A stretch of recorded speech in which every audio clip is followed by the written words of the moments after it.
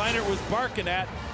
Number 40 is Killebrew, and that is a two-step late shot. Number 40, defense, 15 yards from the end of the run, automatic first down. Leinart's all right. And the ball goes way up the field. My goodness, it goes all the way to the 31-yard line in Texas. Balance. That's what that stat shows you. As SC in the second half has been unstoppable. But when you make mistakes like that, you're just aiding the enemy.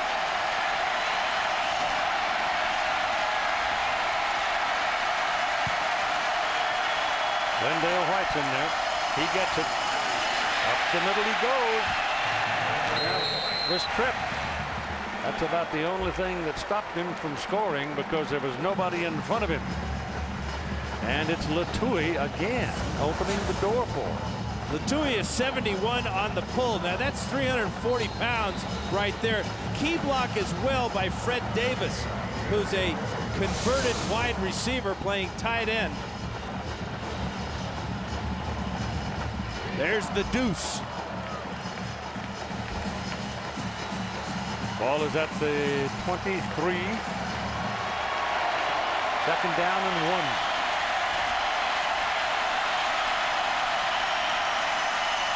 Leinart going for it. Jarrett.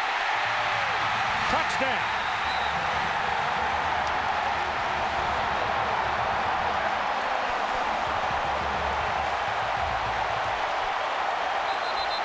Two Longhorns hurt on the play. They collided.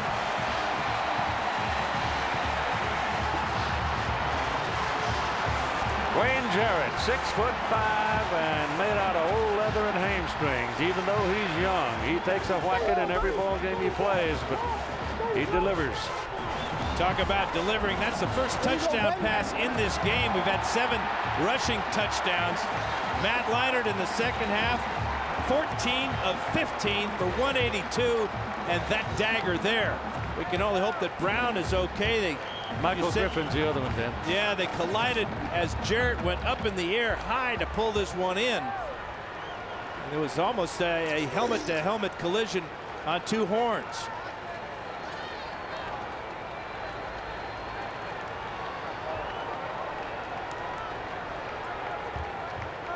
So many times over his career, Leinart has thrown this ball high to either Mike Williams or Dwayne Jarrett. Both of them 6'5". You can see the collision there as Jarrett stretches out, breaks the plane, and scores for SC. It's 37-26, waiting for the point.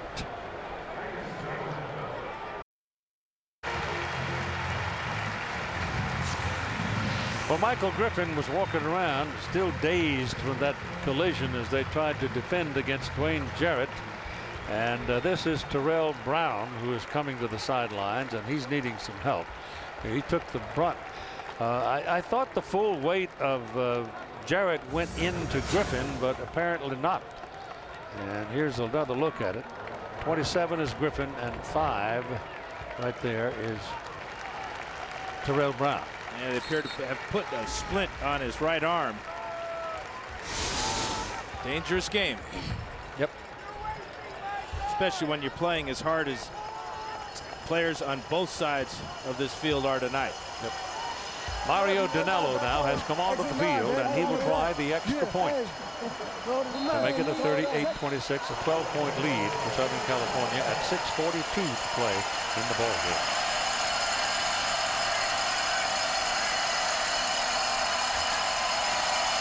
That was a little high, but the kick is away, and it is good. So a 12-point lead at 6:42. The 34-game win string is still alive and looking pretty good right now. But the heat next is on the SC defense. USC leads Texas 38-26 with 6:42 to play in the game. Guys, bad news for Texas. The defensive back was just taken to the locker room, Terrell Brown. They immediately immobilized his arm. They're not saying for sure because they want to wait for the x-rays, but guys, it does appear that his arm is broken. He was immediately taken inside, and guys, it really dejected the sideline here. The defensive players are sitting here devastated. Their heads are down. Seems like the air just went out of this sideline when that injury occurred. Well, to be blunt about it, it did in a sense, and the Brown leaves the game with 10 tackles. So that's a lot. Now let's see what the USC defense can do with Vince Young. They've got a 12-point lead, but that is nowhere near the neighborhood of safe. Well, he has had success bringing his team from behind. But this is USC. This is the two-time defending national champion with one of the greatest defensive coordinators / head coaches of all time, Pete Carroll. From the 31-yard line. Quick pop to the sideline. Pass is complete. It's Lima Swede making the catch. That stops your clock. Well, they haven't stopped the clock. Well, they should. He went out of bounds. I thought so. And he went out of bounds trying to go forward.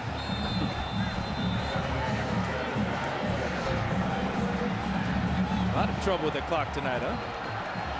It's still going. 6:15. And thrown Quan Cosby. He caught it on his knees, but he was open. And Vince Young put it right on his number, 6.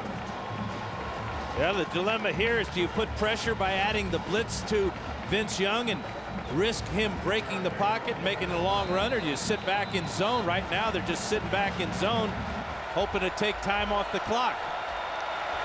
I think they've got to go after him from somewhere between here and the goal line. He's just shopping. Yeah, he's afforded the time to shop and find David Thomas one more time. Thomas getting away from Darnell Bing with a real good wheel route right there. Faked going across the field, came back and picked up another Texas first down. 9 catches tonight for David Thomas. But just that quickly, the ball is all the way down on the Southern California 37-yard line. Here comes a blitz. But they got him moving around a little bit. The ball's thrown high. It's up for grabs. And goes down incomplete. Ryan Ting had a chance to pick it off, but couldn't come up with it. But they made him move around a little bit that time. That ball should have been intercepted by Ryan Ting. Goes about 5'10". Went way up high in the air to try to pull it in. Decided to just knock it down instead. 2nd down and 10 from the SC 37.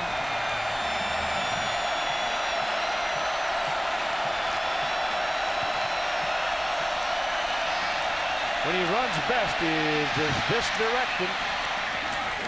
And he's close to a first down. Cedric Ellis tripped him. Such a long stride. He covers so much ground in such a hurry. He gets 8 on that one. It looked like just a stroll around the corner. 3rd and 2. Kevin Thomas checks into the secondary, the extra back. Trojans going after him. Ball is thrown at the first down. David Thomas one more time. That's 10 catches for him. Colin Ashton was there and hit him hard, but he held on. Having a tight end that's so reliable over the middle just makes a quarterback's life that much easier. And Thomas has done that for Vince Young all year long. Well, just under 5 minutes to play, a lot of time, and they're down on the SC 23. He's throwing again, throwing quickly, and it goes to Lima Swede. And now it's a good read by Vince Young, because SC did bring the blitz that time. Had single coverage outside on Lima Swede. Here comes Scott Ware. He's picked up. There's the wide open receiver for about a 6-yard gain. Kevin Thomas pinned him until help came. 2nd down and 4. He got 6 yards on that little short pass. Young slips a little, coming back. There's daylight. Here he goes. Touchdown.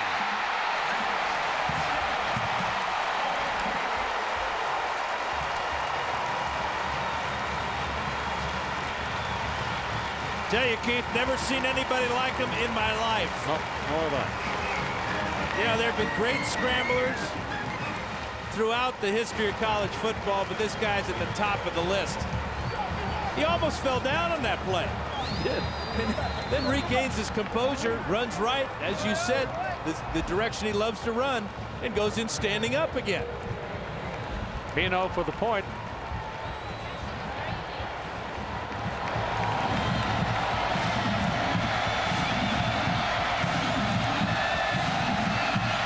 Kick, good.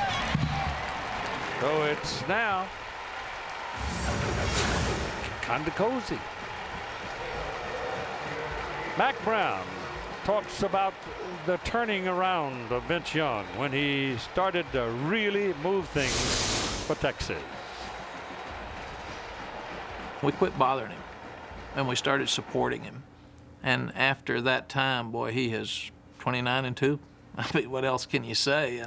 And the #1 passing efficiency quarterback in the country, and just won the Davy O'Brien Award. So sometimes the less you do, the better it is. And you know, Keith, I can't tell you how many times I've had writers and radio talk show guys ask me about his throwing motion and will he be successful at the next level. I think Mack just answered it. He leads the nation in passing efficiency.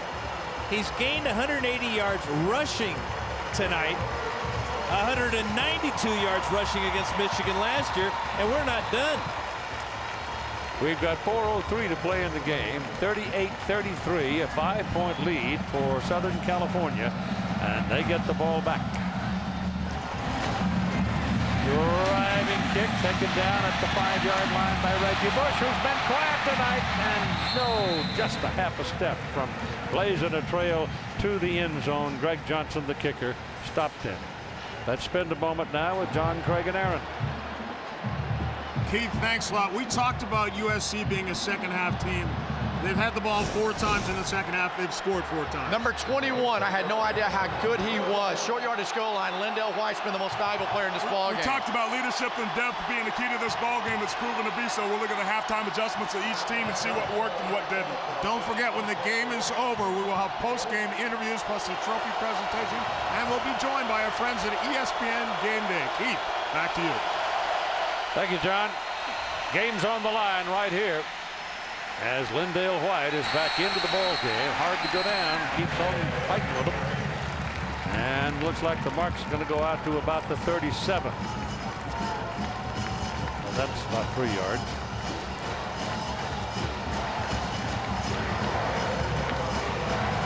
It's been a battle.